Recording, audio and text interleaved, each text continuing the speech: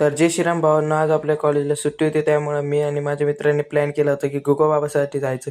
तर गोगाबाबासाठी आम्ही निघलो. सकाळी सकाळी गोगाबाबाला जाण्याची मजा म्हणजे वेगळीच आहे. जे माझे मित्र बाकी होते यायचे ते पण यायला लागले मग आमच्यासोबत. रात्रीची खूप थंडी पडली होती, त्यामुळं आम्ही थोडं थांबलो होतो. युनिव्हर्सिटीच्या रस्त्याला लागल्यानंतर रस्त्यावर कोणीच दिसत नव्हतं. पोहोचतच आलो होतो टेकडीसाठी. गाडी पार्किंगमध्ये लावून घेतल्या.